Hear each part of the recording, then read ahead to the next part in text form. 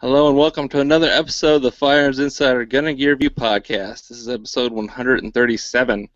On this show, we showcase gun reviews, gear, and anything else that gun enthusiasts may be looking for. We strive to evaluate products from an unbiased and honest perspective. I'm your host, Ryan Cross, from the Firearms Radio Network, your source for broadcasts for shooters, hunters, and gun enthusiasts.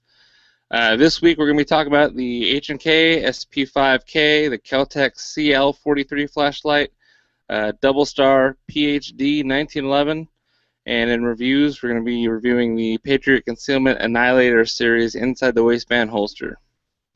So this week I got with me Chad, Rob, and that's not TJ. No, that's Tony. All right.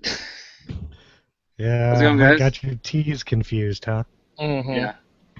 It's going.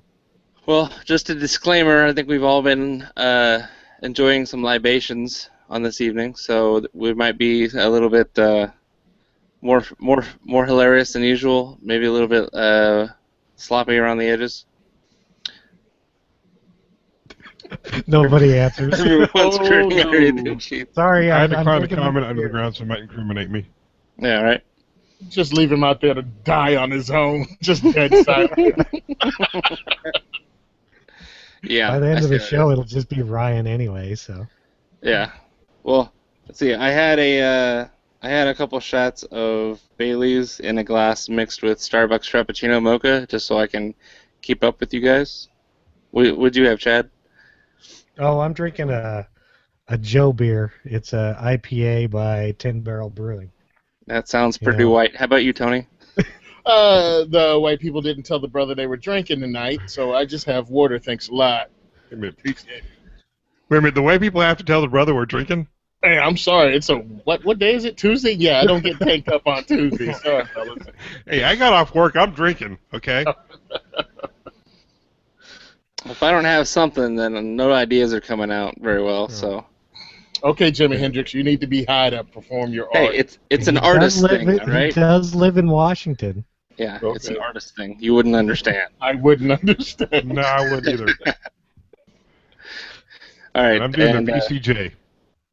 What are you drinking? Vodka and cranberry juice. Oh, I'm not going to leave that one alone. I So, what did everyone do in guns this week? I did absolutely nothing. Oh, wait, I loaded some ammo because I figured I better load some more up for the charity match we got going on Saturday. And I think my son's going to shoot it all.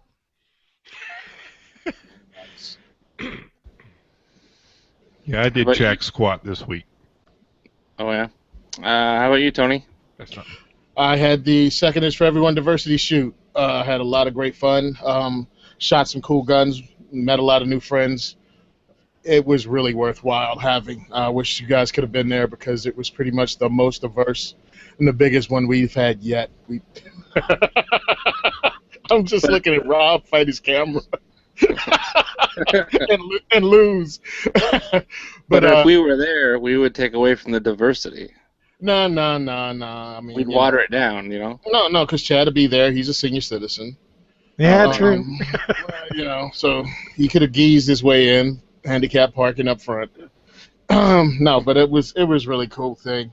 Shot some cool guns, took some freaking cool pictures, and I'll be posting them up for a while because we had a lot. It was just a lot of fun, and the next one's going to be even bigger or better, more stuff, more swag from different companies. And if you follow me on Instagram, you saw the hints today. You know, you guys took so long on the pre-show. I got to go get another beer, so I'll be back in a minute.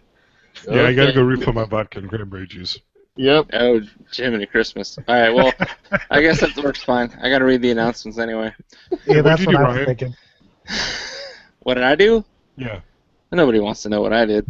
Okay, Okay, so moving right Tony on. was the only one that represented this week. Thank you, Tony. I bought some ammo today. I got some 223 for an extremely good price. I'm not going to say how, but you should be jealous. So I bought 600 rounds, and it was something like 26 cents a round. But Wow. So I got stocked up there just in case there's a panic and people, buy a bunch of 223 because they think that's the first thing that's going to go, especially the 62 grain green tip. That's usually what people freak out and buy because they think it's going to be taken away. Well, that green tip is not armor piercing.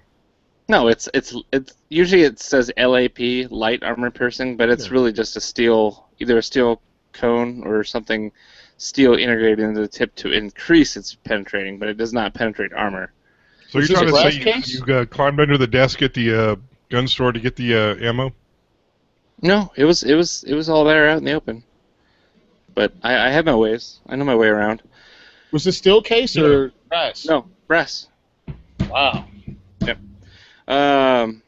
So I did that. I've been doing my reviews. I do have a review this week, those 2 holsters. I will be giving away these holsters just because I have so many holsters and they're not particularly my cup of tea. So I gave them a good review. Of course, if you listen to the episode, we'll be getting into the details of that. So they're Patriot Concealment Annihilation holsters, and they are for the SIG P938. And I've also got one for the Smith & Wesson M&P C, so this will work for the 9C or the 40C, or if you're cool like me, the 357C. So these are right-handed, designed for inside the waistband carry. Got my review up, you can read on that, but I will be giving them away. All you have to do to win a holster is just leave a comment on the review, on the firearmsinsider.tv website. Leave a comment. Obviously, if it's not real constructive, if you just say, hey, if it's something stupid, it's not going to count. But by participating and commenting on the review, tell me how I did, weigh in on how you feel. There's a lot of people who like holsters, a lot of holster aficionados out there. Just let me know what you think. And let's see, today's the 14th. We'll give it some time here. I'll give it 2 weeks, and then I'll give them away. So today's, I gotta do math again here. 14, 21. Oh man, he's got to take his shoes off to do this math. All right, June 28th is the deadline for that. Because sometimes it takes a while for all my listeners to hear the episodes if they're catching up over time. So June 28th is the deadline for that. Leave a comment on the review, and then I'll be able to give these away. So obviously you need to get a SIG P938 if you were to only have one, or one of the M&PCs.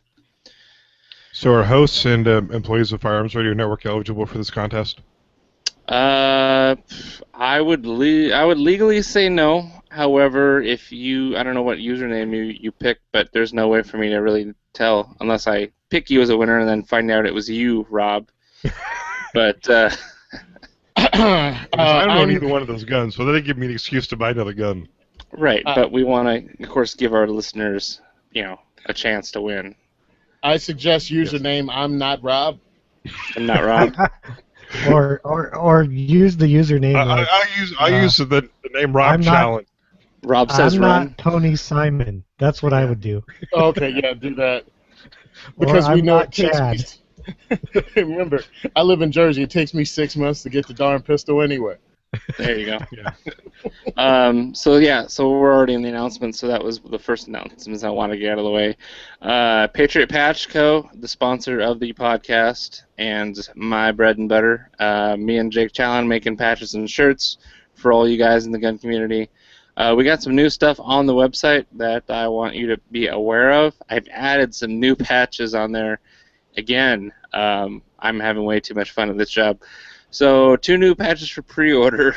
The first one is Pistola. It looks like a very popular cerveza that you would get from you'd have it in Mexico, but you can get it in the States. It's probably the most popular cerveza on the market. So it's emulating the label, but it's Pistola Extra. So it looks just like that. It's pretty cool. Then there's another one that's a little bit more reminiscent of a American brewing beer from American brewery that has a big history. So there's a blue ribbon on it. That's your hint. So it's short barrel rifle, and so it's got a couple SPRs on there, or SBRs on there. So those are both available for pre-order, $12.87 each. We've also got the Four Guys Guns Colonial patch for pre-order. We've got We the People pre-order. It's a 1x4 strip patch, for the back of your hats or the narrow strip on your Molly gear. So it says We the People in that Constitution type font, and then we've still got the Dangerous to Go Alone Undead Survival Pack, the pistol, shotgun, and chainsaw, as well as the standalone pistol patch. So those are all available for pre-order. Also, if you go to the Gun Collective page, John Padden has offered to come. He's got some of these extra shirts that he'd like to sell to fans.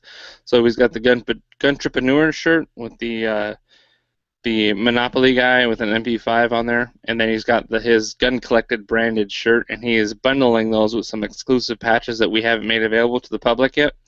Or we did, obviously, before. I announced this last week. But so if you get the Guntrepreneur shirt, you get the lead delivery patch. It's got a USPS mail truck with a machine gun on top.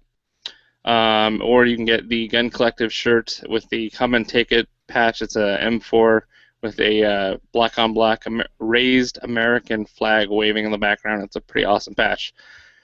So both of those are $25 each for those small bundles. As you can see behind me, my patch wall has gotten quite a bit bigger. We did get or at least I got my Firefly patches in, the I Aim to Misbehave and the Leaf on the Wind patches. Those did ship, and now they are in stock. So if you go to order one right now, it's not a pre-order. That's in stock and it'll be shipped to you immediately. So cool stuff. Yeah, those are really cool patches, especially if you're a fan of the show. Yeah, I've seen the lead delivery patch in person. It's pretty cool. And the Tactical Tux patch is in stock. That thing is awesome. The factory did an amazing job getting all the details that I put in there. So it's actually a tux wearing tuxedo that's wearing a plate carrier, and it's got mag pouches and all sorts of pouches on the Molly. So it's a pretty detailed patch. That's pretty awesome. So that's the announcements for Patriot Patch Co. Leave a comment on the show notes on the Firearms Radio Network, and also the Firearms Insider Review. Nobody's done that yet.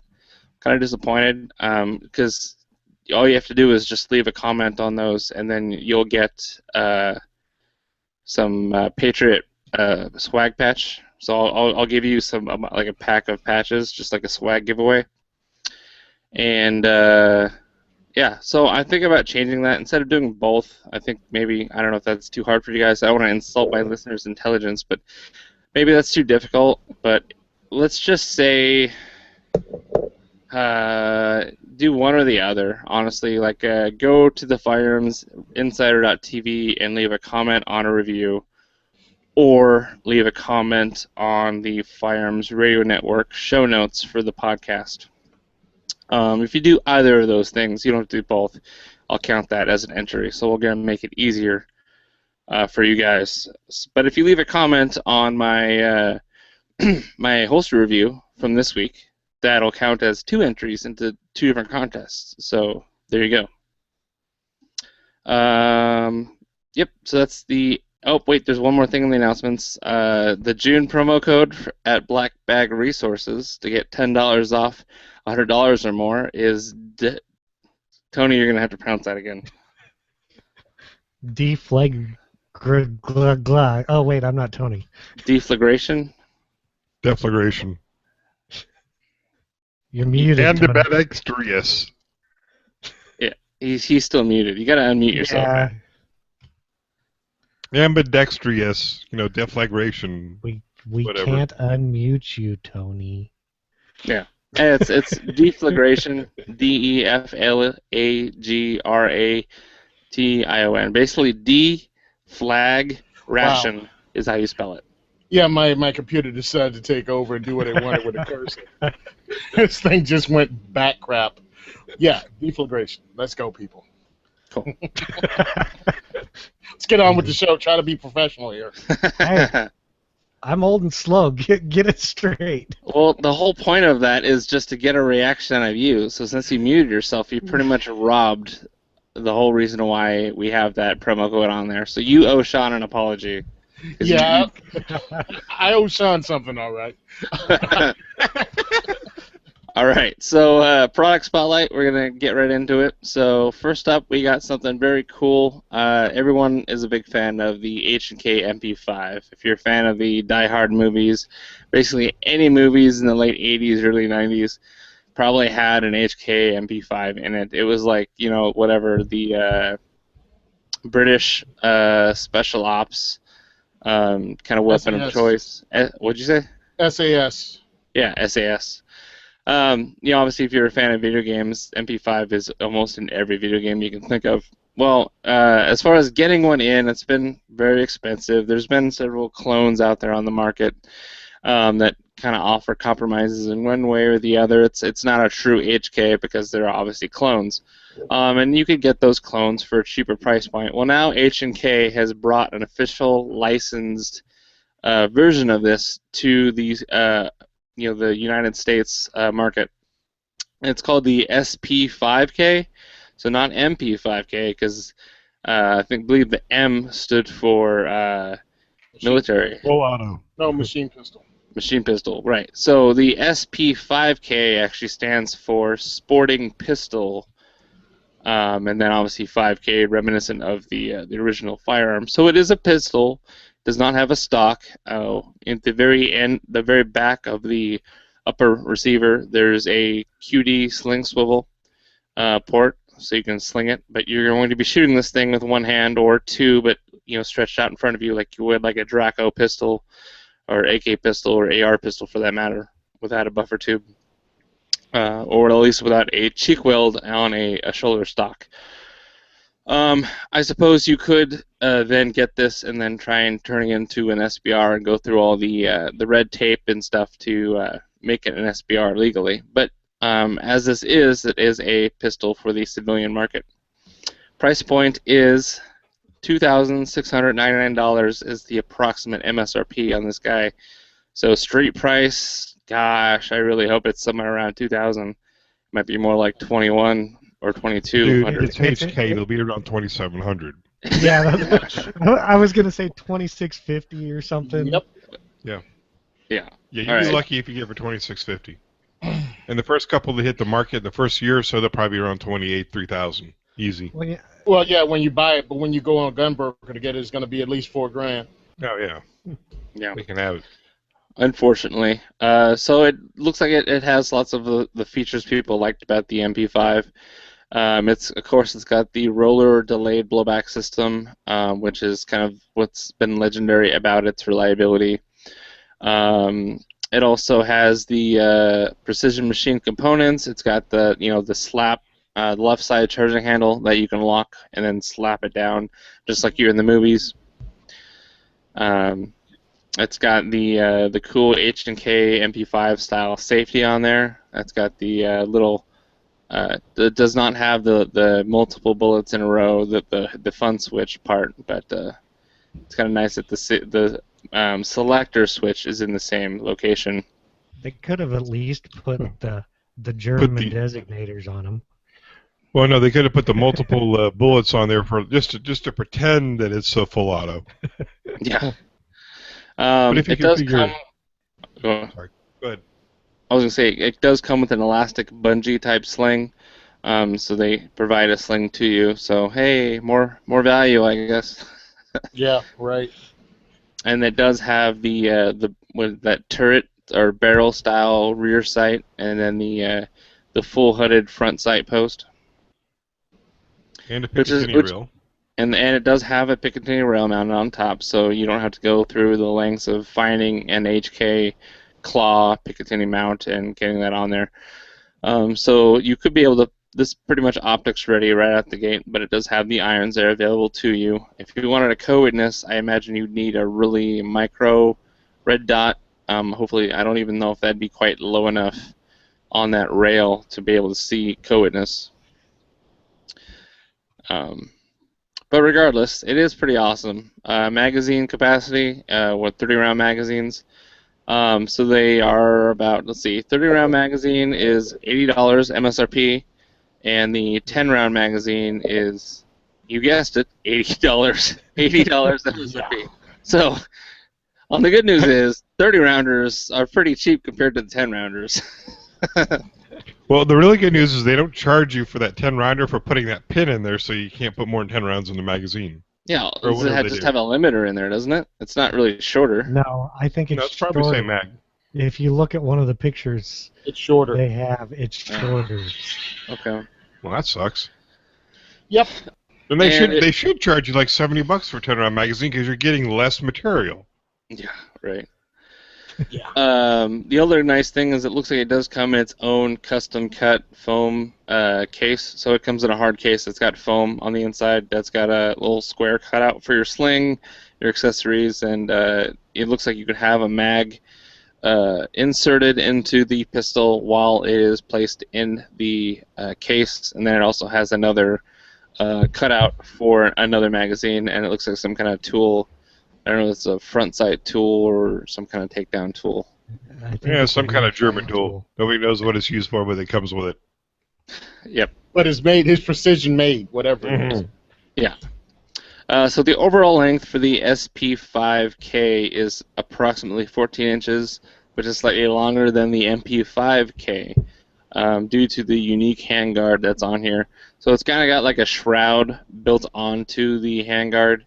It does have a hand stop on there. I'm not sure as to if you wanted to customize the handguard. It looks like you're pretty much, unless you can fabricate something on your own, you're stuck to that pretty much smooth forearm with that little hand stop molded onto the plastic. Yeah, maybe somebody will come out with something to replace that. What's got some Picatinny rail on it, maybe. Of course, it being a pistol, don't you dare put a vertical foregrip on there. Everyone knows that it's going to make it so much more lethal. Yes. Oh no, it just makes you want to jump out. Just like really, really, really. Never mind. Yeah. So hand stops and angled foregrips only. I wonder if it has the 3-lug barrel or anything. That's a good question. Let me go down to the specifications. I couldn't see anything, but that doesn't mean I can read. Yeah. Well, if you look at the front, it doesn't look like it. Well, but the barrel looks like it's inside, so you wouldn't be able to tell. Yeah. Only thing I'm seeing is that it's a 6-groove rifling right-hand twist. Right. The trigger pull on these guys is supposedly between 6 3/4 pounds to 10.11 pounds of force. You'd think that it's HK. You'd think you could get it a little more specific on making a trigger, like maybe 8 pounds. Yeah. Yeah, or even have a good trigger. I'm just saying. How do you have a trigger that's trigger pull weighs more than the gun itself? Seriously. And let's all pretend that somehow everybody wasn't begging for this since the 80s. Since the Clinton ban and you couldn't get them in and they cost arm and a leg. HK could have produced them here in this country and they didn't. More, they know better than the customer. You know what I'm saying? Yeah. Now, all of a sudden, Zenith, out of Turkey, puts the same things out, built on HK machines, $1,000 less. So it's not really, okay, so what? It's a HK. I can't do anything with it that I can't do with the Zenith. It's just really annoying when companies blow us off when we're begging them to just take our money and they still won't do it. Then they wait for someone else to come to market.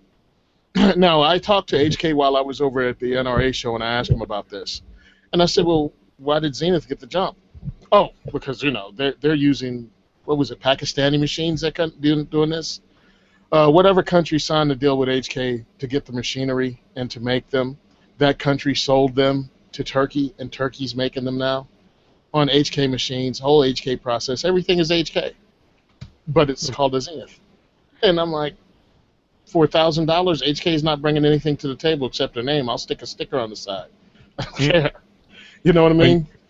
Well, and you've also got CZ's making a not exact clone, but they're making a pistol similar like this, and so is SIG. They missed the boat. They missed the boat, and they're going to get HK fanboys to buy into it, and that's cool. I mean, I'm not saying it isn't, but you just gave up a lot of money and left it on the table that you didn't have to. If you have a registered SEER pack, I wonder if it'll drop into this and make it auto. I doubt it. Well, it'd be cool if it did, but I don't know. Well, because then I think they'd sell more. Yeah.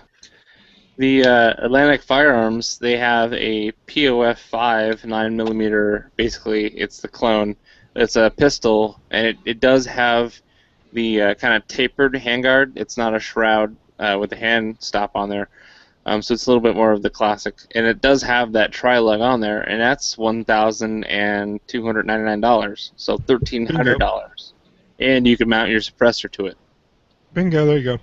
So my I only was question wondering- is, Yeah, go looking ahead. at this, if you're going to spend $2,700, what's it to spend another $200 to get the darn thing SPR'd? But how can you do that on this gun? I mean, well, you think can of that- you can come get the arm brace from SB Tactical, and you can be able to get a cheek weld on there. But how do and you it- mount the darn thing? I'm That's sure. what I I'm wonder if that. Because like the back SIG plate- MPX has got a pick rail on the back, a vertical pick rail on the back that you can just mount the your brace on there, or mount the full stock on there. There's a way to do it, I'm sure. I don't know it, but I can see it done. I'm looking at a picture of it right now with the arm brace on there. It looks like it's exactly made to fit the back of that Patriot. No, I'm sorry, this Pakistan Ordnance Factory POF 5. I want to say Patriot Ordnance Factory, but I gotta remember this is Pakistani. No, totally different company. Oh, whoa! Lord, I apologize for my friend's outburst And help the starving pygmies. down there in New Guinea. Yep. All right. So that's that. So all you HK guys, you can talk about that amongst yourselves. We're gonna move on. So show of hands. Who knew that Keltec made flashlights? Raise your hand.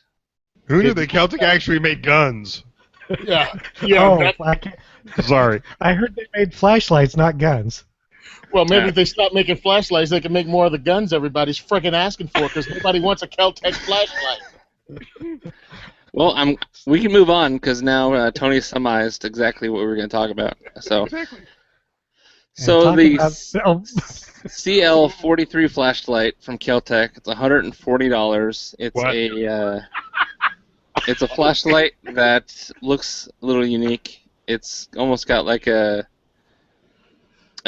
got the activator switch. See, this is why I had TJ on here, because he's like he's the amateur flashlight expert, so he could use the official words. So it's got the activator switch on the front of the, I guess, second battery compartment. That's actually not facing backward, that's facing forward.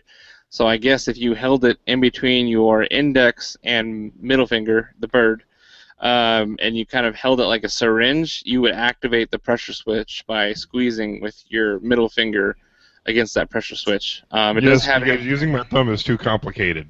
Uh-huh.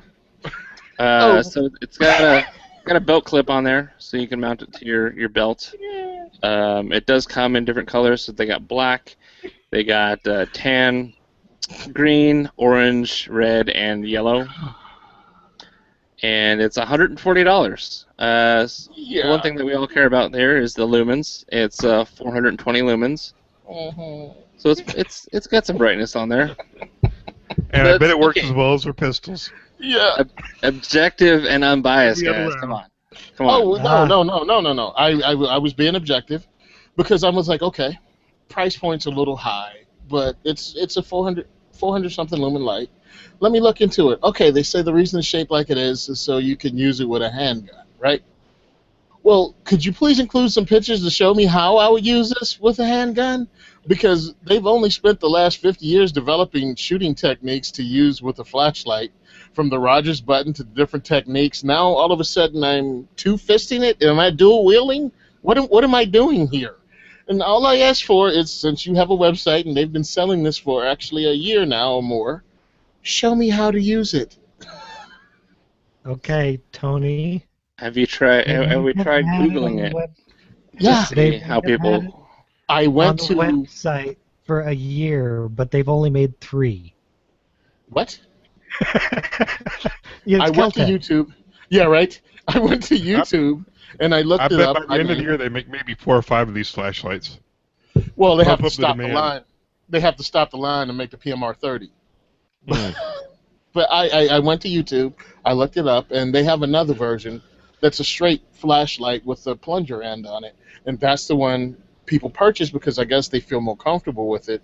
But again, if you show someone how to use it or how it's supposed to be used or how it's even better than what's already out, you know what I mean? Other than spend having the money and buy a daggum Surefire. Yeah. Stand by. I am attaching photos to the show notes to show you guys how it's supposed to be held. Oh, Right? this is such a good flashlight. We have to be shown how to use it. Yes. You know, I don't know. I just Intuitive flashlights are so yesterday's news. maybe The maybe use it's of this flashlight is so simple. Let me explain to you how to use it.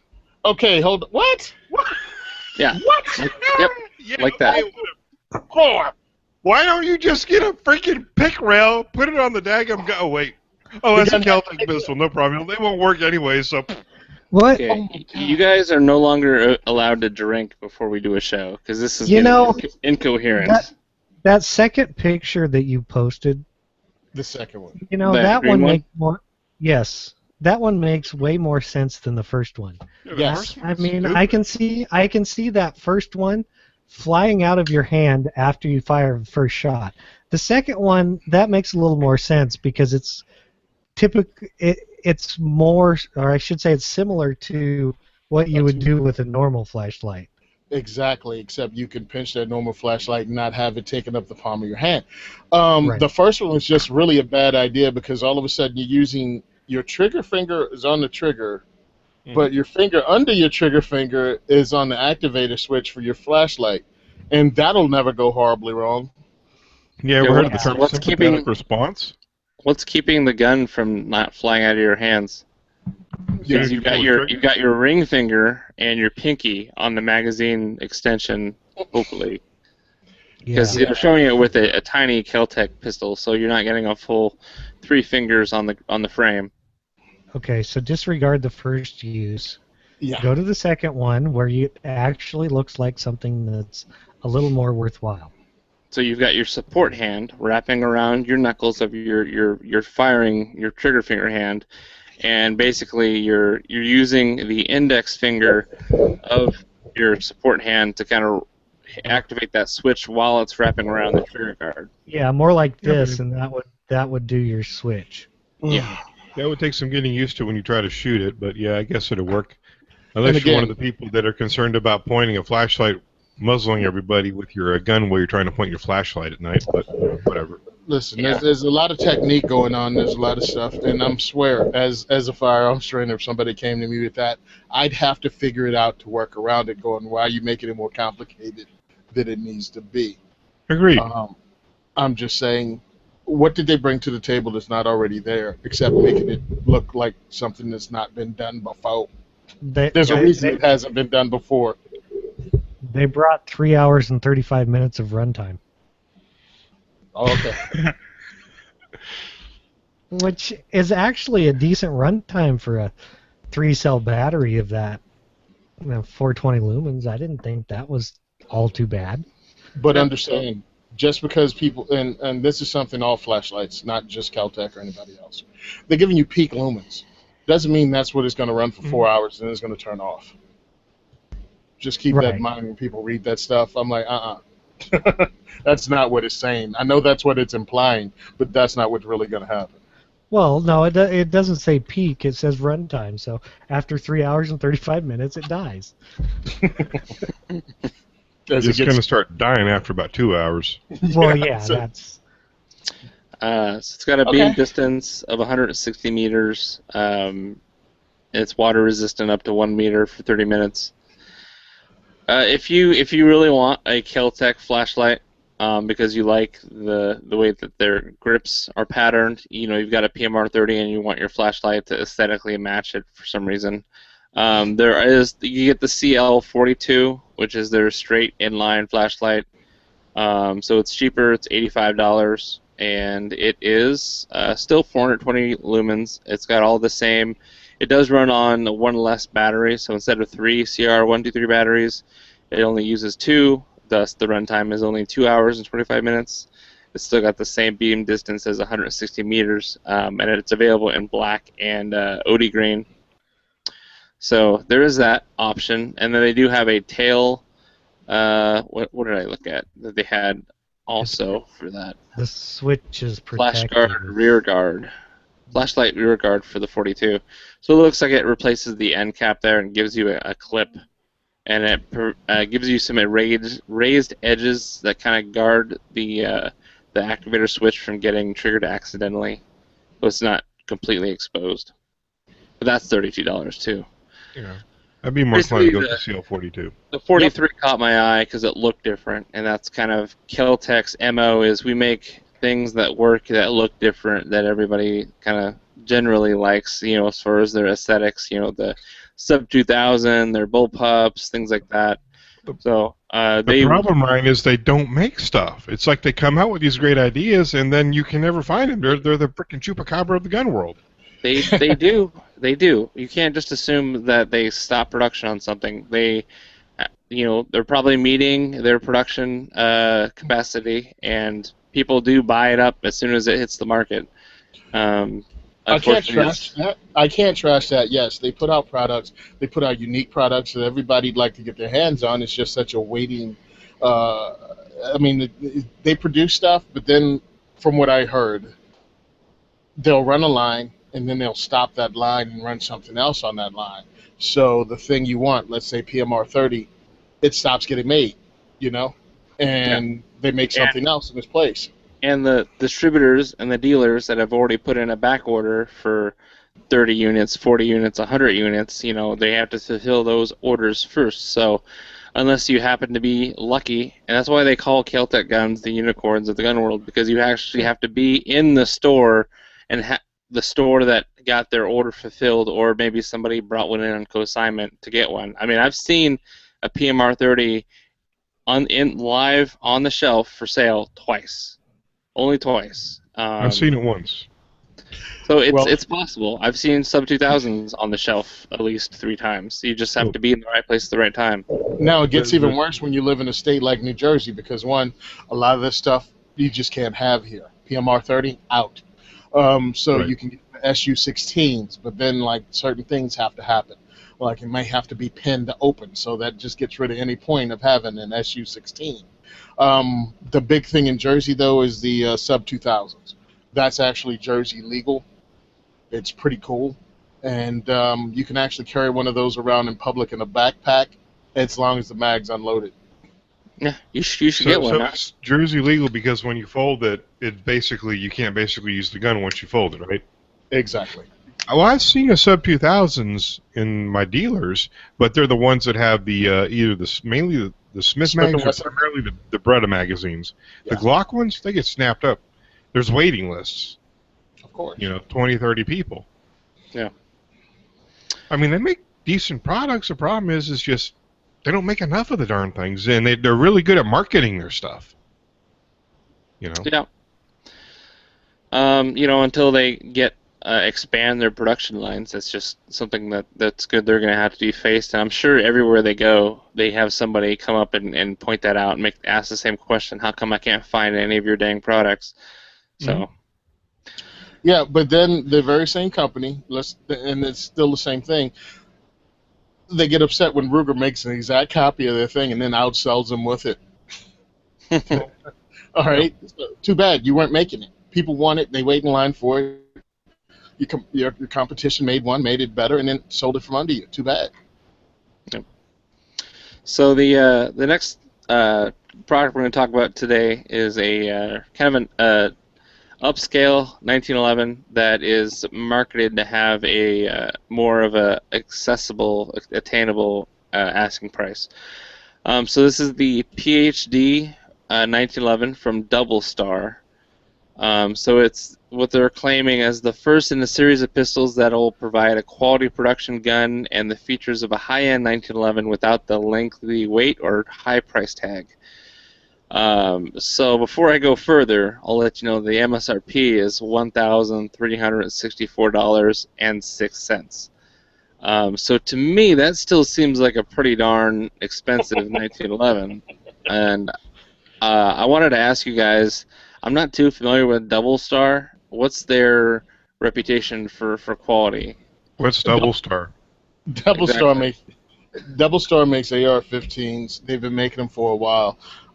They made parts, and then it's one of those places they made parts, and then they started making rifles. I think that's what they did. As far as reputation, I've only heard about them through people that they sponsor their shows. You know what I mean? I don't think they're bad guns, so I haven't heard anyone trash any Double Star. I know for a while they made these 1911s, and then they stopped doing a buying frenzy from Sandy Hook because they were putting out AR-15s left and right. I had a couple of their AR lowers. I bought a couple. I sold one to my friend. He still has his. And I sold the AR that I used. And it was a nice lower, so that's about the only experience I have with them. But as far as the price goes on this one, it might be a little high, but it depends on what street price is. I mean, according to what it said, the slide's been flat-topped, so they cut it flat, serrated it to reduce glare. It's got XS express sights with a tritium front post, so that's kind of nice. Your typical, rear beaver tail grip safety, etc., etc. Well, yeah, I was prepared to trash them because the price was too high, and then I started reading into the parts they were using. They were using stuff from Cylinder and Slide. They were using parts from Wilson Combat. They were using higher-end parts, but really they built a Franken gun. It's the same thing you'd do, but they said no MEM parts. I think way too many people on the internet are caught up in this MEM part thing, especially people that don't shoot more than 50 rounds a year. I don't know why you're so caught up in that you'll never shoot your gun to death. Yeah, they did do a few kind of different things. There's rear cocking serrations. Well, they don't have front ones. Are a little different than other companies. It says they used the Browning high-power cut nose, which you can tell it's kind of cut in as opposed to a regular 1911. But to me, it's just another 1911. I mean, you would think in this price range they would have done something besides Parkerize it. I just hope by using all these different parts they're not building a gun that won't work right. Well, again, that's what happens when you start building a Franken gun. You see it with AR-15s all the time. My thing is, if you did this on your own and then tried to sell it, no one wants to buy your Franken gun. No. But Double Star doesn't have this great 1911 legacy to build upon. So, will anyone want to buy your Franken gun from Double Star? I just think it's weird they priced it $1364 06. I've never seen anyone do 06. Normally it's like 99 or 98 or something like that. Yeah, it's weird. But 1364 is a little. I mean, it's by far from the highest I've seen. I've seen some of these Franken race guns for like $2,500. Oh, very much so. Yeah. And that's like I don't think so. Yeah, did we mention the sights on there? Yeah, the tritium. Yeah, XS. The XS express sights. Those are decent sights but they're kind of designed for like quick. For in self-defense at like close proximity. Well, this is the home defense version. Oh, is that what? Yeah. Yeah, personal home defense. Yeah. I just accidentally clicked on their other 1911 DSC. Its price is $2,003.54. Yes, that 54 cents is going to make a difference. With $2,003? Yeah, they're calculating their money to the penny. Yes. I think it's shipping costs from Wilson Combat for the parts. Yeah. So the grip on there, I guess I tuned out. Did we go through with all the specs on there? No. Okay. No. So the grips is the Magpul MOE 1911 grip panels, which, I mean, anyone can buy those from the store, put them on. They're pretty widely available. Trigger pull is between 3.5 and 4.5 pounds. The ejection port is lowered and flared so that the rounds fly out a little bit better. National match grade thick flange barrel bushing. 5-inch stainless steel match barrel hand fit, because self-defense has to be match grade everything, right? Jesus. Match grade everything with a big, thick, wide front sight. What? And you You have target sights on something that's match grade. You don't put wide self-defense sights on something that's match grade. Yeah. Just saying. And the frame is cast steel, which isn't as good as billet, obviously. The coating is manganese phosphate parkerized. I mean, at least if put some nice exotic grips on there, or some kind of custom grips, like putting Magpul grips on there. That's like putting Magpul furniture on an AR-15 and asking $1,200 for it. It's like, wait a minute, come on. G10 grips are what, $50-$60? Yeah, if this had G10, I would not be complaining. I'd be like, oh, those grips are sexy. Like some VZ grips. VZ grips, yeah. Yeah. Yeah. There. But I'm looking at it. 10 mil pistol?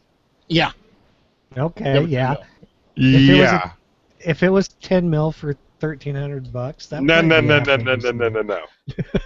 No. No, come on. I'm gonna play Bob Barker. You gotta go up a little bit in the price there, brother. Like I said, if it was a 10 millimeter at $1,300, it would be a good deal. Nah, try 2177.82. Yeah, they don't know SIG makes a 10 millimeter 220 right now, or that you could get a 10 millimeter from, I don't know, a company called Colt. Or hey, Rock Island makes one. Yeah, you can get one from Rock Island. I mean, seriously. I don't know, man. Again, they don't have the reputation and brand name, so. Yeah. They don't have a brand name with AR-15s, and they've been making them forever. You know, I don't see any kind of front strap on the frame, any of the line for grips, you know, they engrave in there or etch in the lines into the frame. Mm-hmm. And I don't think I see that on the back either. So, you know, the nice features about a custom 1911, you're just throwing match grade parts into it, and again, yeah, like you said, work. This is like a match Frankenstein 1911. Yeah. And here's the thing. You could get anything from Rock Island, which everybody's at least at this point heard of Rock Island Armory 1911, and you can buy different price points of Rock Island, and none of them come to this price point. And it has all the features on it. You can still go with a Remington. You can still go with a Springfield. I mean, if I'm going to spend the money and get over $1,000, I'll get something with a name. You could buy just an average Rock Island pistol, take it home, and put all this crap on there for half the price. Or I can get a Dan Wesson straight out the box for this price. Or a Wilson Combat. Good Lord. No, you won't get a Wilson Combat. Well, nice try, though. Combat, but at least you have the name to go with it, right? Yeah, right. No, I mean, I looked it up because I was really comparing it because, again, I want to do non-bias. I want to look at this thing just like we say we do. But sometimes you see something and you go, remember when they used to be able to sell firearms on Facebook and someone would have something like a High Point and ask for like $300 for it? This is pretty much, you have a 1911 and you're asking way too much money for it when you don't have a name behind yourself. You put a bunch of parts. They have Wolf Spring Kit in it. They have parts from Cylinder and Slide. I forgot what part they have from Cylinder and Slide. They have parts from Wilson Combat. I'm like, okay, you borrowed from everybody and put it in your gun, but like, what did you bring to the table? Nothing. Uh-huh. You built a gun like anybody here could build a gun with the help of a gunsmith. Well, did they make the frame in-house in the slide? It doesn't say. I went and looked up some older stuff, and they said they were, but they said they get the slides and stuff shipped in, and then they carve them down or whatever. But they don't. That's not the same. Yeah, they don't make them. Yeah, so they're not cutting them from bar stock or something themselves. They're getting a general casting or forging or something, and then machining them how they want them. Yeah. Yeah, I'm looking at Springfield operators for $1,100. Smith and Wesson Smith and Wesson's from the pro shop for $1,100. Oh yeah. Yeah, I don't know. Joe. That's a shame. Time will tell. I'm almost thinking that, like, you know, they kind of, I know I've seen their ARs, their bone stock ARs with the plastic furniture, and then they started to upgrade them, and now they have got ARs in almost every configuration you could want, as far as you know, colors, upgrade to Magpul furniture, or full free float rail match bench rifles, AR-15s. I'd like to see a 1911 of theirs that's like stock, you know, and see how that is. I mean, they've got their C2S but that's got like Novak sights on there. At least that grip looks a little bit more customized. But here they're asking almost $2,000 for that. I like to see Double Star hit the market with a budget 1911. I bet they'd sell way more of those than they do this PhD. Well, It's almost like you have to have a PhD just to afford the thing. That was kind of the deal when they first started with like AR parts and lowers and stuff like that. They were reasonably priced for good quality, and then their prices kind of crept up, and then now they introduced this 1911 series, and I first heard about them, I don't know, a while back, and I never really looked at them because I never really wanted one, but yeah, I was like, then we see it today, and it's like, well, I'm not going to pay. I personally am not going to pay that for what you get out of that. I mean, I could buy a bone stock 1911, add the sights, get a Barstow barrel or something, and make an actual true custom gun, even paying somebody to do it for pretty much that price or close to it. Yeah, I mean, at this point, you can buy a 1911 from Palmetto State Armory and get it fixed. Exactly. You know what I'm saying?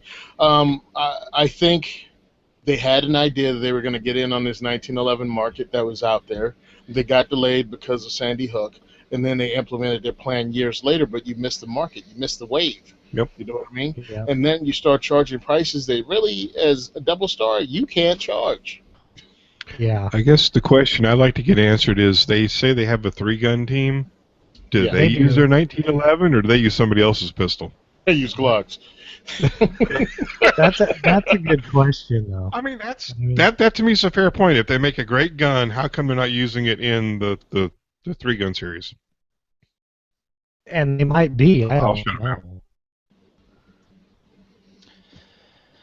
Who knows? Who knows? Yep. So that's that.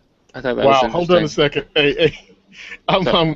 I'm reading because I just clicked on it because I wanted to know. Palmetto State Armory makes a Palmetto State PSA stainless premium 1911 for $7.99. It's forged. I'm just saying. Yeah, I mean, that's about the price of every Rock Island gun out there. Uh-huh. Well, yeah. And Rock Island's a good gun. I got several of their 1911s. They make a TAC Ultra 45 ACP. It's got adjustable sights. It doesn't have a tritium front sight. It's got a fiber optic. Comes with G10 grips, all that stuff, and the MSRP on it's $775. Yeah. And again, keep in mind, most people will not shoot their guns to death. I know sometimes when we listen to podcasts and shows, we listen to a lot of trainers, especially on the national level, and they have, thousands of rounds go through different guns, or they have people that take lots of classes.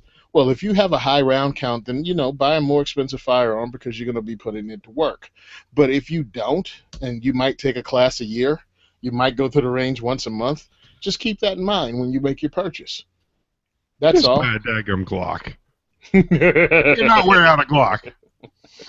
Yes, you can wear out a Glock. What, after 40,000 rounds? Hey, listen, I'm just saying. I put enough. Let's not start that. Yeah, I know. I'm but sorry. Just saying, you put your money down according to how much money you have or how you choose to spend it. That's all. Yeah. But understand, you might not need the highest end 1911 out there because you don't shoot it that much. After listening to this, if I had like $2,000 to spend, I would definitely go to this website and then probably go to Wilson Combat and buy a Wilson Combat gun. Yeah. Yeah, I would. I would go to Rock Island and buy like 4 guns. Or that. Yeah, right. Buy a gun and some training class and about 1,000 rounds of ammo. Probably about 4,000 or 5,000 rounds of ammo. Good Lord. Next. Okay. Sorry. Next, so we're going to be talking about my review that I'm doing this week. So it's the Patriot. Did I hear you right? Yeah, I do have a review this week. It has been a while since I've had a review, so I'm sorry it's been so long. But with the machine gun shoot and the NRA show, and I've got a whole bag of excuses. How much time you got? I don't have that much time. So finally sat down and got a review done. This is the Patriot Concealment. I actually have them both here. So here is the Patriot Concealment Annihilation, not Annihilator. I have to keep telling myself not to call it the Annihilator. This is Annihilation. It is a inside the waistband Kydex holster that's a very simple design. I also have one for my M&P 9 compact.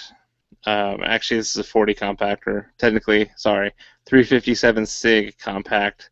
It's more hipster when you say the 357 because they don't make that anymore. It's just kind of a unique gun that I have. I don't have many that are not in production anymore. So this holster, I actually stopped by their booth at the NRA show and was talking to them about some possible website stuff. And I mentioned my podcast, and right away they wanted to give me some holsters to take home and review.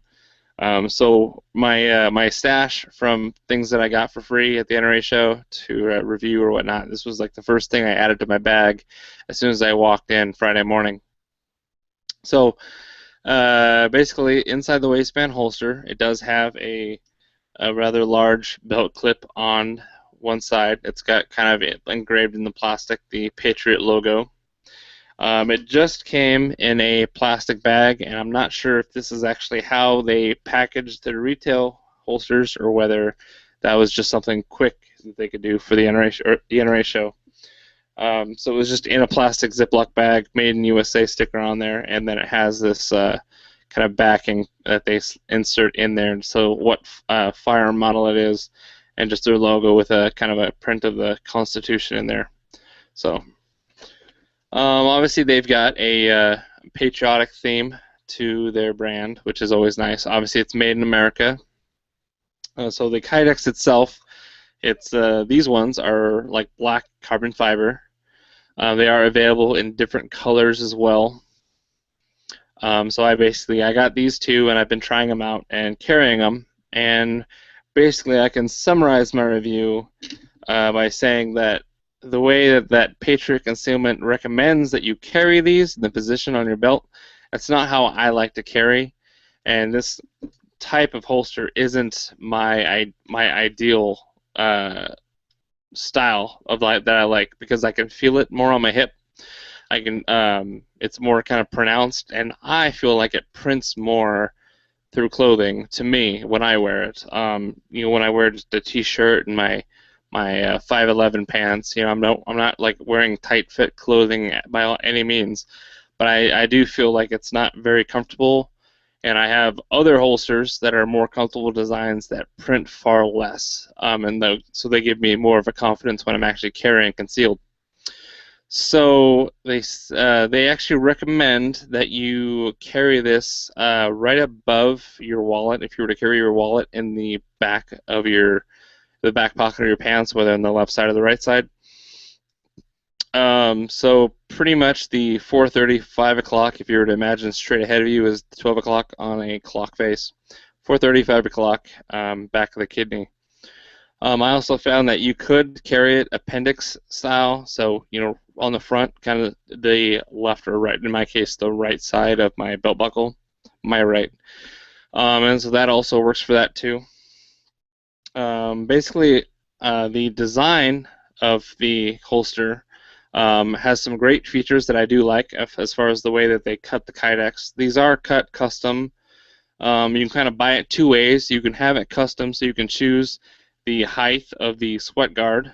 This is the sweat guard, which just protects basically your belly or your hip skin and the salts and stuff in the sweat from getting to your firearms finish. It's called the sweat guard. We all know that, or at least we all should be up to speed now. So you can choose different lengths, 3 different lengths for the sweat guard.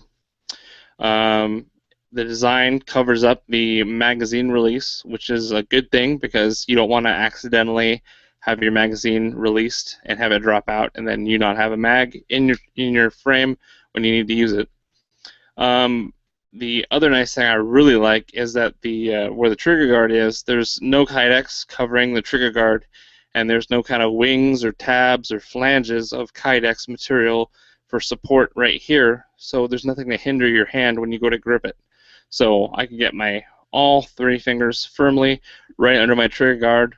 I can pull out. I don't need to adjust my grip at all. My fingers are exactly how I like them to be gripped on the gun. Same thing for the M&P-C holster. There's nothing, no kydex here obstructing the trigger guard or the grip. So I can just reach. Obviously, it covers the trigger guard. I'm talking about the very bottom edge of it. So that's fantastic. I love that in a kydex holster design. I want to be able to grab my frame, pull it out, yank it out, and not have to readjust my grip because I only got like a partial purchase. You only got 2 fingers on there instead of 3. I love that they have that in the design of this cut. Whereas many holsters have the clip to go over your belt, kind of mounted in front of the trigger guard, and then it's really long and goes up, kind of where the trigger is. They chose to have their belt clip mounted to basically where your right where your index finger is. If you were to index your finger outside the trigger guard, that's where the belt clip is, right there. The only caveat to that is that if I hold this sideways, you can kind of see that it adds quite a bit of width to it. It helps to facilitate different belt sizes. So it's got a really generous hole here for different belt thicknesses. I think I measured it, and I have it on my review here as far as the thickness of that's available there. Did I write it down? I know I wrote it down. I can pull out a ruler and remeasure it again if I need to. Okay, so fit on that belt I reviewed last week, huh? Yeah, so here it is.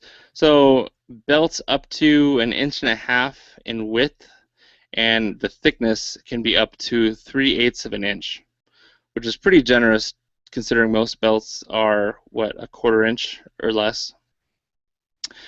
So the nice thing is that if you have a thicker carry belt, you'll be able to accommodate it just fine with this. The caveat to that is that if you have a thinner belt, like 1.25 inches, a 1/4 inch, you're not going to have as much friction. So your holster will be able to cant on its own left and right because of that looser fitting. And there's really no way to adjust that without fabricating your own inserts or whatnot. And that's not a feature that you can customize when you order it. Sometimes when you order from somebody, a holster maker, they ask you what the size of your belt is, or maybe even the thickness, and they don't offer that for this, unfortunately. Let's see what else. Another really nice thing I do like about them is that when you're ordering these, you can choose what kind of sights you have. So if you have factory sights, I'm talking about this. I'm going to point the gun at me, but don't worry, these are all empty. I'm a professional amateur here. But the sight channel, there needs to be a channel where they fold the kydex over for your front sight to have clearance while you insert the gun. So if you have oversized front sight or a suppressor height front sight that's inherently taller, a lot of holsters need to be customized because obviously you need a larger channel up here on top. When you're actually having Patriot Concealment build you a custom Annihilation holster, you can choose, oh hey, I have a suppressor height front sight, and then they'll accommodate that in their mold. So that's a really nice feature.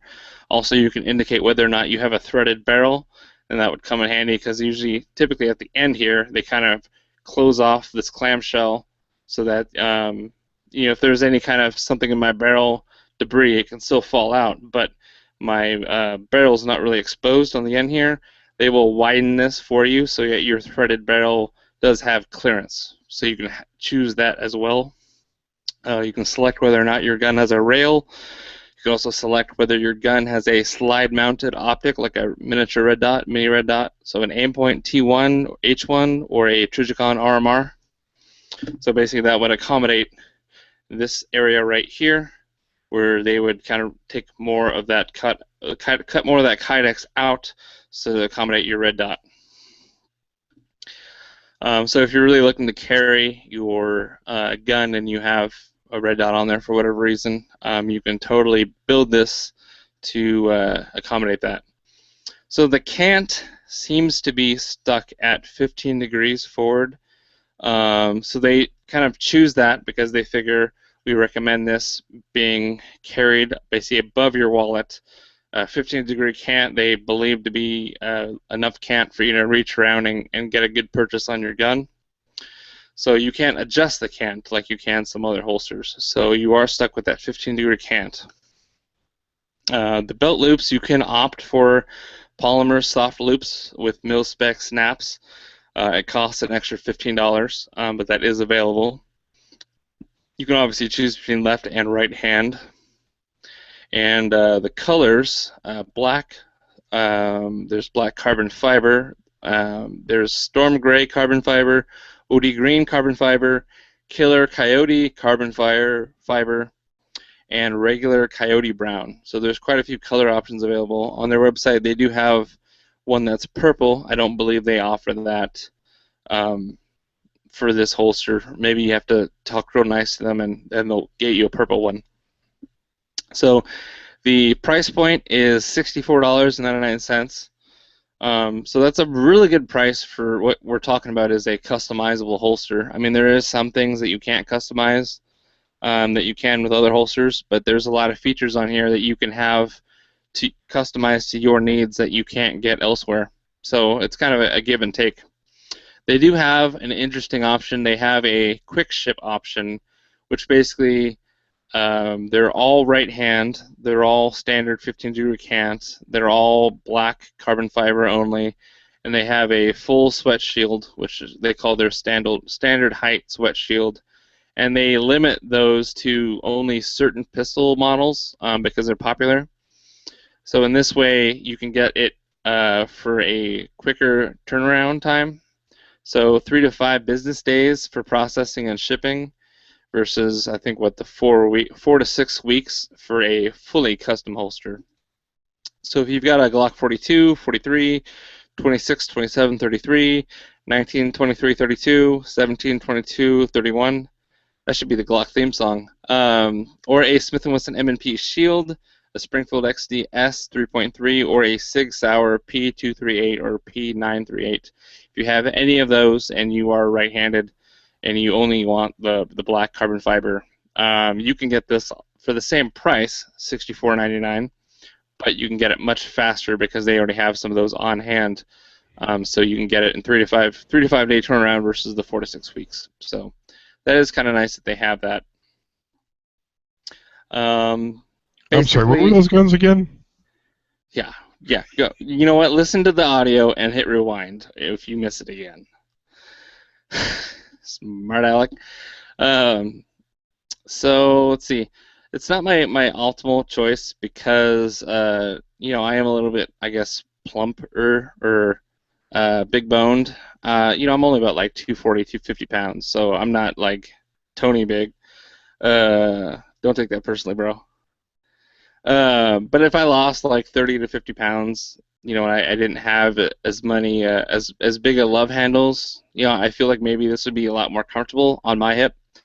But because of my stature, I tend to prefer holsters that have a backing, be it leather or some kind of neoprene, ABS, something like that, versus a hard full shell with a belt loop on there.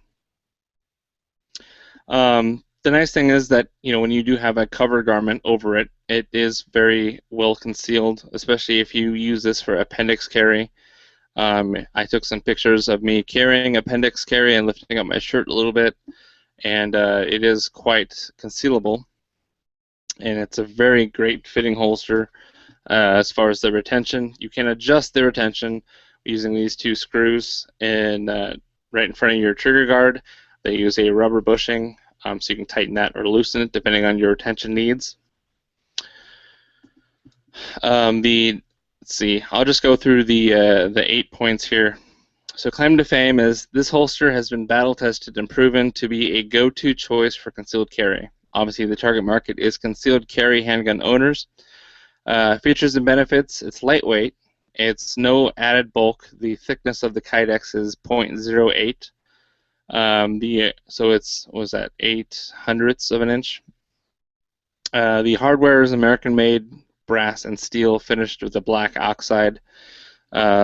Obviously, the retention is adjustable, and it's custom molded for each individual order.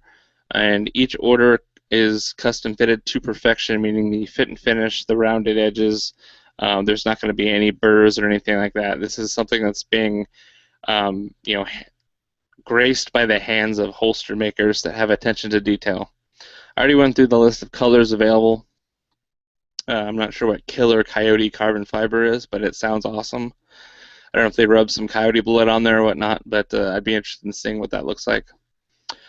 Now, other reviews, what others are saying, I've got two here. This one says, I regularly carry everything from a Glock 26 all the way up to an HK-45 and have bought many holsters. I ordered one of these for my Glock 26, having not found a viable everyday carry inside the waistband holster that met all my needs. I was looking for something comfortable in every position, 2 to 6 o'clock, and something easily concealable. This holster exceeded my needs.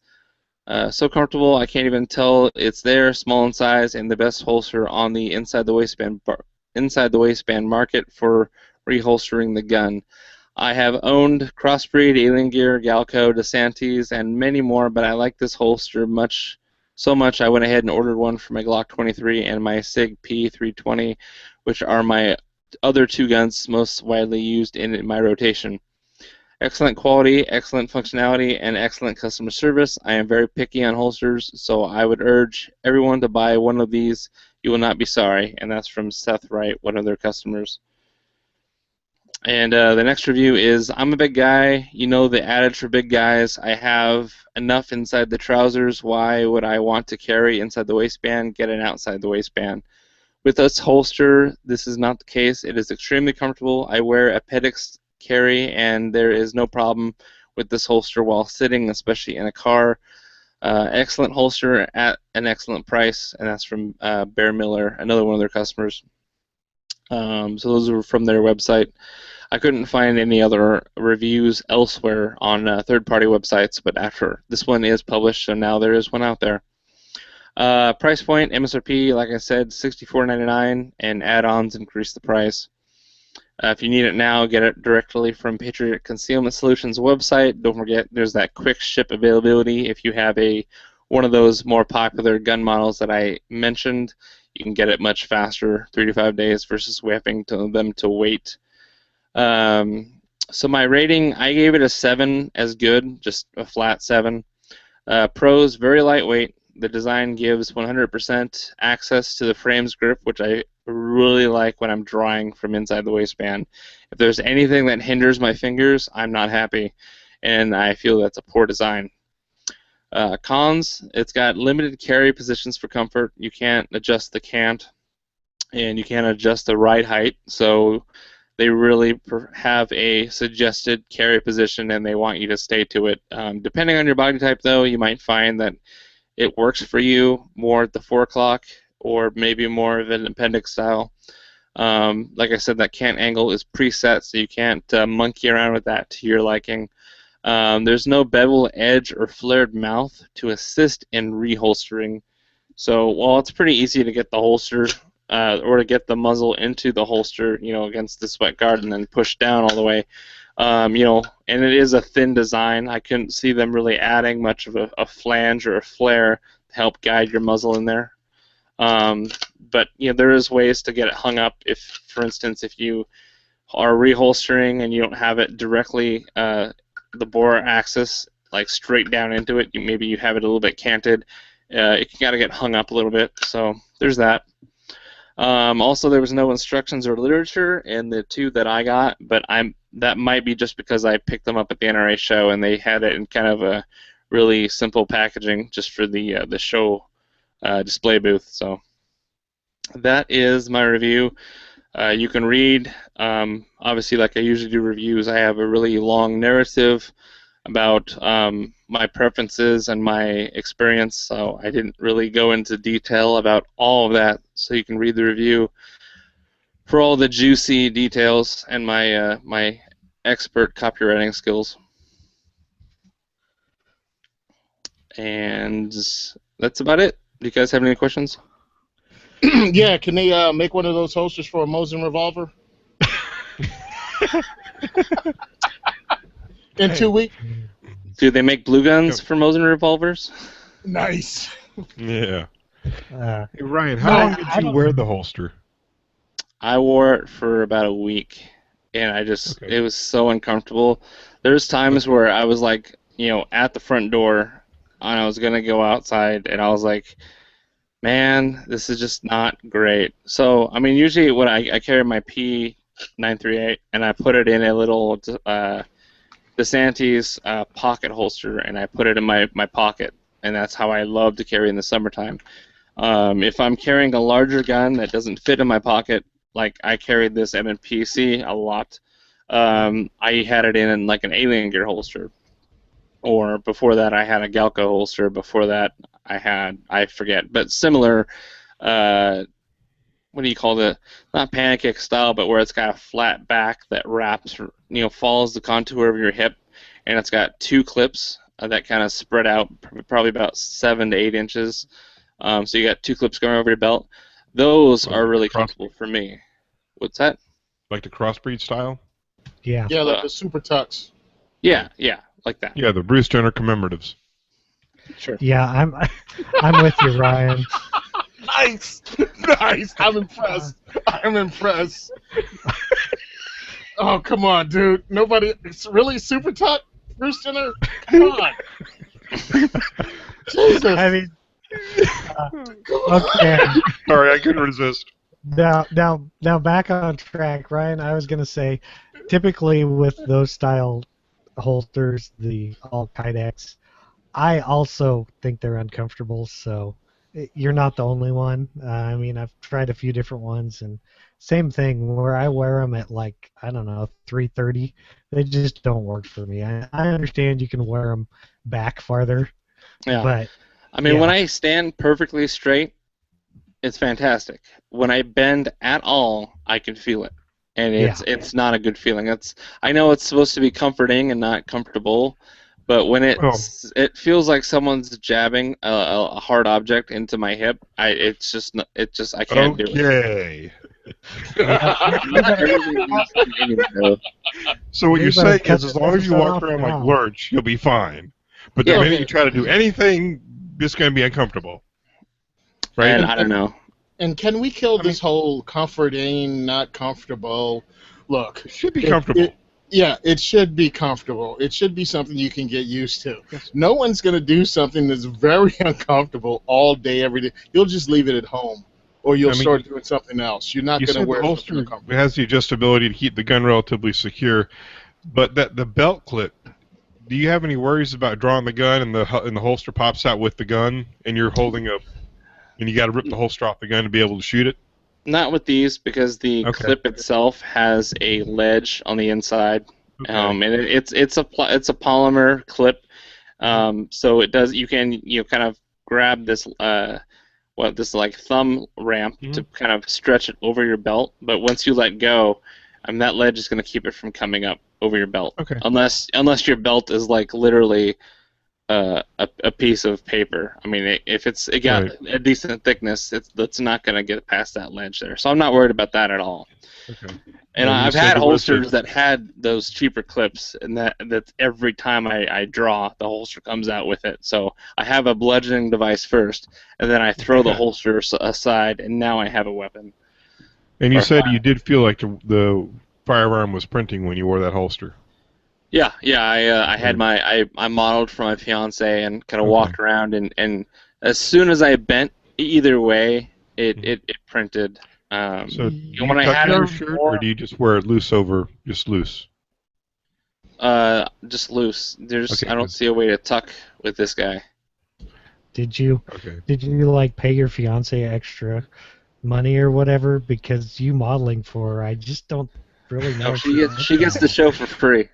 Did anybody not the America's Next Top Model material right there, brother? All I was thinking about was him doing a catwalk with Right Said Fred. I'm too sexy for my shirt. I'm too sexy. And when I bend over, oh no, not bending over. And looks over his shoulder like Marilyn Monroe. Ooh. You guys done? No. I'm actually trying to ask credible questions, Ryan. I'm sorry. It's alright. I appreciate it. Now, 'cause normally when I usually carry outside the waistband with just a double extra large shirt, size 2, a size bigger than I normally wear, and it usually makes it look, Fat ass. unless you're looking, it makes it harder to tell. Thank you, Yeah. Tony. I mean, the thickness, they used thin Kydex, so they tried to make it as thin as possible, but this double stack on this M&PC, it is just about 1.75 inches in absolute width at its widest points, which is kind of to be blamed on the way they have this clip mounted. They kind of they increase the thickness of the holster where the clip gets mounted, and obviously so that you, if I pull the gun out, you'd be able to see. Oh, it's too dark in here, but basically they have the screws kind of going through there by necessity, so it's wider at that point. If they had moved this clip somewhere else, of course they need to use a different clip. So it's ultimately, when you're talking about design, you're compromising. You want to include certain things, and by default you have to disclude certain things. But, I mean, it's not like the crossbreed holsters where they're inside the waistband, and a lot of the ones use like a leather backing makes it a lot. You don't have that much depth of holster. I don't know how else to say it. And there's some people that don't like those holsters. They don't like the feel of leather against their skin, or they don't like the feel of a wide winged holster, like that's too much inside. So if you're looking, can I make a suggestion? Yeah, go ahead. Undershirts, they work really well. Well, obviously, because I'm lifting up my shirt in these pictures, I wore an undershirt underneath, just so you guys didn't have to get too hot and bothered by seeing my skin. Yeah, trap stamp. Yeah, I was hiding my trap stamp. I've got a Magpul trap stamp. I don't want people saying. I got a serious question for you though, Ryan. Yeah. Those style holsters, like I said, I have a few. I actually like them for one reason. If it's like later at night and you've taken off your regular carry or something, and you get sent to the store or sent to pick up a child or something like that, you can just grab it and put it on real easy. They print more, stuff like that, but if you're just running to the store, it's easy to clip on. If you're putting on a gun that like your M&P, not the small one you can just shove in your pocket. So, that's kind of an advantage to having one of those. May not be the most comfortable, but if you're only wearing it for 15 minutes, who cares? Right. It is a small enough profile that if you wanted to, you obviously took it off your belt for the day, and wherever you store your firearm at night, if it's in your nightstand drawer or somewhere else, this makes a fantastic holster for just storage. It covers the trigger guard. It keeps it nice and secure. A lot of people do that as well. If you just want to throw this into your sock drawer at night, or if you're indisposed, if you want to put this in your safe and just to have it kind of covered, if your safe is packed full of firearms, and you don't want finish on finish getting rubbed on, you can store it just like this, pull it right out of the safe in the holster, slide it in your pants, and you're good to go. So it definitely has that advantage right there of speed of use. It's just your other holsters, you do wear it inside the waistband too? Yeah, I started with the Galco King Tuck, and I liked it. I didn't tuck it a whole lot. I don't usually typically tuck in my shirts. I usually just have them, kind of draped over, and you can barely see it. And that was with the Glock 19 when I first started. I did get a Galco King Tuck for my M&PC, and then I started using alien gear stuff, and I really liked the feel of that neoprene and some of their advancements that they had on there. Okay. I just asked that question for comparison purposes, you know what I mean? To make sure that you were comparing inside the waistband to IWB as opposed to OWB. Right. No, I wouldn't be a good person to review that, because I normally carry outside the waistband. Well, and here's the other thing, too, is that if I kind of, they first handed me these, it didn't have the name on it, as far as the product name, so I actually had to get home, go on their website, look what holsters they had given me to review. And then I saw that, I thought these were outside the waistband. I just never looked at it and decided, oh wait, no, I'm right-handed, that won't work. If the clip was on the other side, if I ordered this as a left-handed, it would work fantastic as an outside the waistband holster, in my opinion. Mm-hmm. It'd look great, and it would fit around the waistband or on the belt just fine. Except there's one problem though. The protector part would be on the wrong side. Yeah, the sweat protector would be on the wrong side. Well, if you ordered you know what? You're right.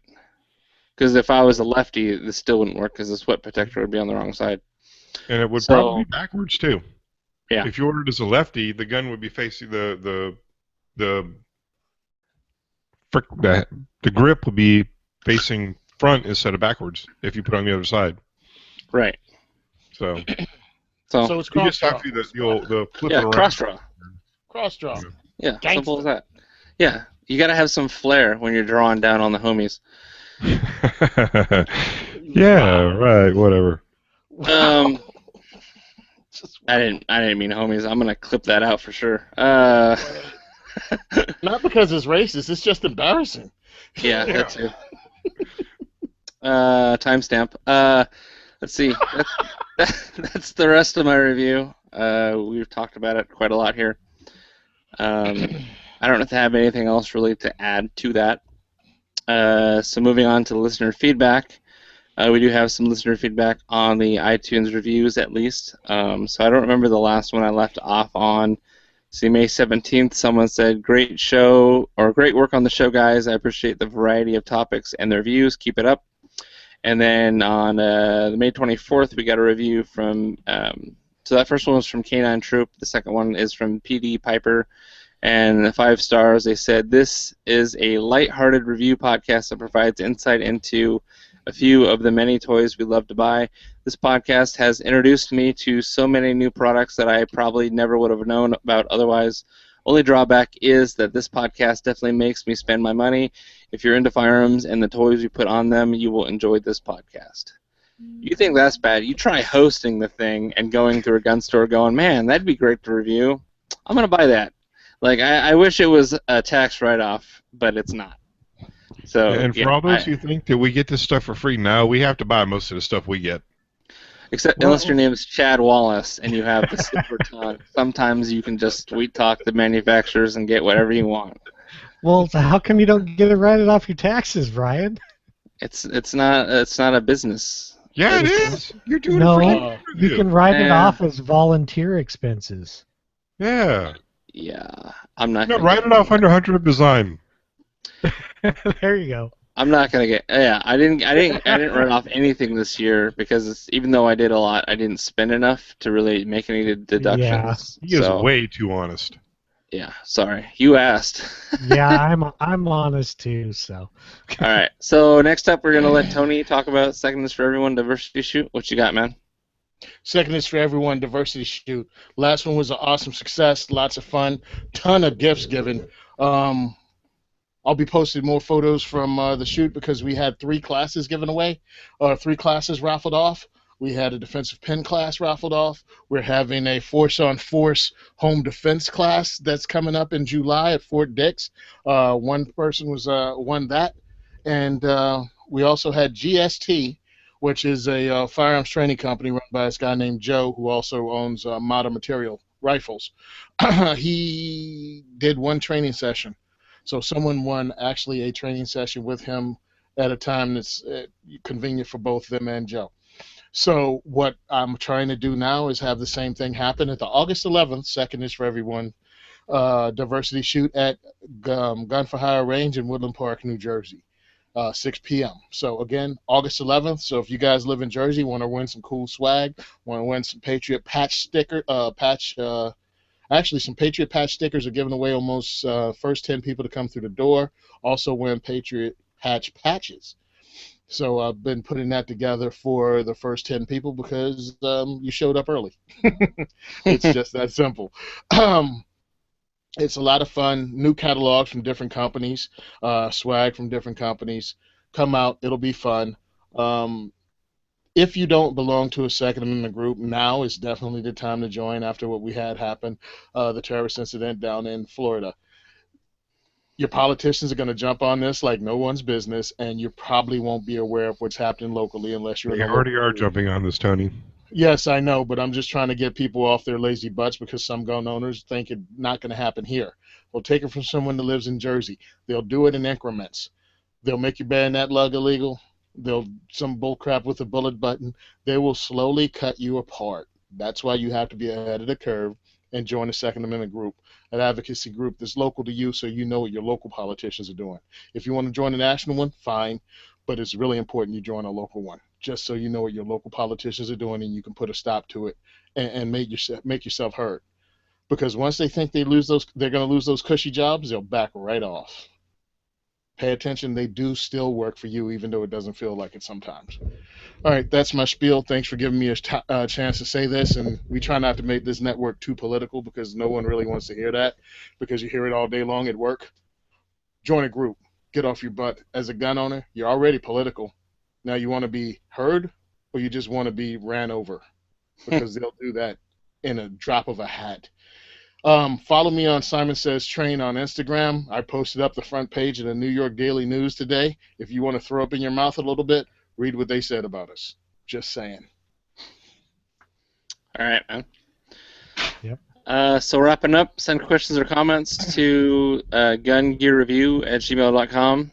Subscribe and leave us an iTunes review. Check out all the other shows on the Firearms Network at firearmsradio.tv.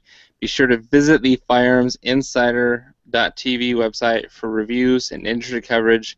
And if you leave a comment on my review of these holsters, I only have the two, so SIG P938 or the M&PC, you'll be entered to win. It's that simple. So I'm giving away holsters. It doesn't get any better than that. So that's about it. We'll catch you guys on the next show. Actually, I'm gonna go ahead and say right now I will not be on next episode because I'll be out of state, I believe. Going to the Big Sky country for some family stuff. So I'll probably have one of you jokers, or maybe TJ wants to host the next one. Uh-oh. Any volunteers? He's the only one that's hosted and recorded in my steed, or in my absence before. In your steed. Oh my TJ? God. Steve, what are we, horses? No, he has an old English calendar somewhere with a word of the day in it. In my steed, sire. Let's just wrap this podcast up and ride off into the sunset, shall we? All right. Good idea. I'm not running anywhere. Ryan said I was fat. All right. Bye, everybody. Later.